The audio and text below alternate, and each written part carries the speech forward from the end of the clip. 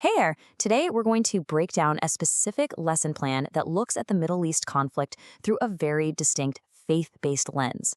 We're going to walk through its core arguments, step by step, to really understand how it builds its case. All right, so here's our roadmap for this. First up, we'll look at the biblical foundation this whole argument is built on. Then we'll see how the source connects ancient prophecy to modern history. After that, we'll dig into how it defines the very core of the conflict.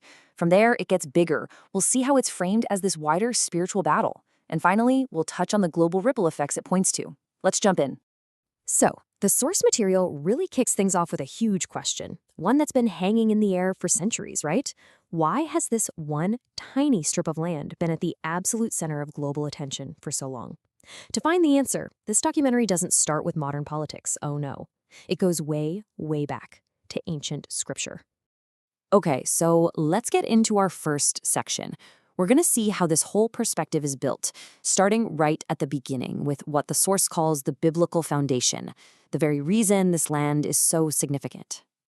So, according to this lesson plan, you have to go back thousands of years to get to the real starting point. And it all begins with something called the Abrahamic Covenant.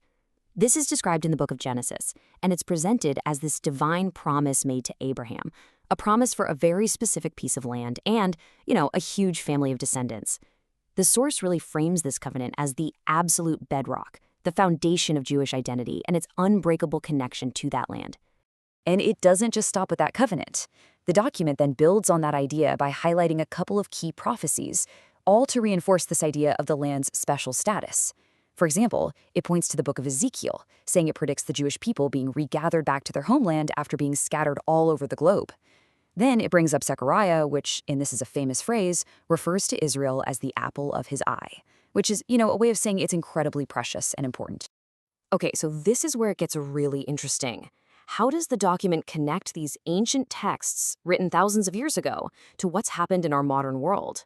Well, it presents it as a direct line, as prophecy being fulfilled right before our eyes. A huge part of its argument really hinges on this one specific verse from the book of Isaiah. It's a rhetorical question. Shall a nation be born at once? And the lesson plan is very clear. This isn't just, some poetic language. It's presenting this as a direct, prophetic question about something that's going to happen in the future. And here it is. This slide shows you the core technique the document uses. It takes that question from Isaiah and draws a straight line to one single day in modern history, May 14th, 1948, the day the modern state of Israel was founded. So, from this point of view, the birth of Israel wasn't just some political event, it was a literal miracle, the direct answer to that ancient prophetic question. But even before that, the source points to another key moment, this time a political one.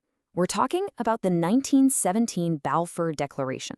And it makes a point to emphasize that this British policy, the one that supported a national home for the Jewish people, was pushed by Lord Balfour. The text describes him as a devout Christian and argues that his motives weren't just political. They were, according to this source, deeply rooted in his faith and his belief in the Jewish people's divine right to that land. All right, so let's move into our third section. We've seen the historical and biblical background. Now let's see how the source uses all of that to frame the core of the struggle we see today. To really get its point across about the conflict, the document uses this specific quote from the commentator Dennis Prager. And wow, it's very blunt, a really stark summary. The source presents this as the kind of moral clarity it thinks is needed to get what's going on. So in this view, the conflict isn't really about land or water or borders. It's framed as a truly existential struggle. And that idea is built on this very direct comparison. The argument goes like this. If Palestinians laid down their weapons, there would be peace the very next day. But if Israel laid down its weapons, it would be annihilated. So you see, it's presented as this stark binary choice. And the document frames this as the fundamental, unshakable reality of the entire situation. And as evidence for this existential threat it talks about, the document points to a specific phrase, the chant "from the river to the sea." It offers a very particular interpretation of these words. It argues that the phrase is an explicit call for the complete elimination of the Jewish state, the one that sits right there between the Jordan River and the Mediterranean Sea. Okay, so from that point, the lesson plan kind of zooms out.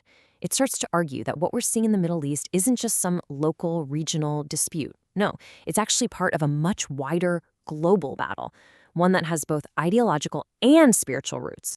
The source makes the claim that big global organizations, think the United Nations, various NGOs, aren't neutral here.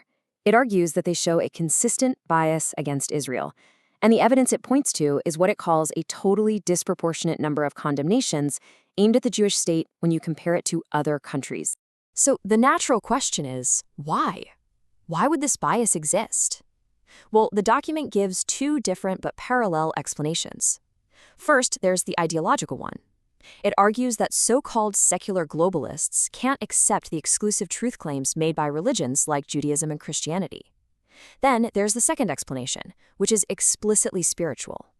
It actually cites a verse from the book of Revelation and interprets modern anti-Semitism as just the latest chapter in this ongoing cosmic battle by Satan against God's people. Okay, so for our final section, we're going to see how the source connects all of this, these big spiritual and ideological battles, to very real, tangible things happening around the world. Specifically, we're talking about foreign interventions and mass migration. It points to a history of U.S. intervention in the Middle East, and it highlights a few big ones. You've got CIA actions in Iran back in 1953, the support for fighters in Afghanistan during the 80s, and of course, the 2003 invasion of Iraq. The text presents these as having really complex and, frankly, often destabilizing consequences down the line. And then it draws a straight line connecting that instability in the Middle East to mass migration into Europe. This, the source argues, is what has led to a major clash of values.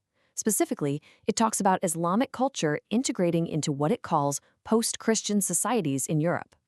And to put a frame around this cultural clash, what does the document do? It goes back to Scripture.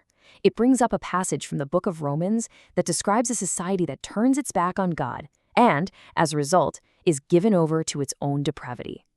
And it uses this passage to explain the challenges it sees happening in modern Europe.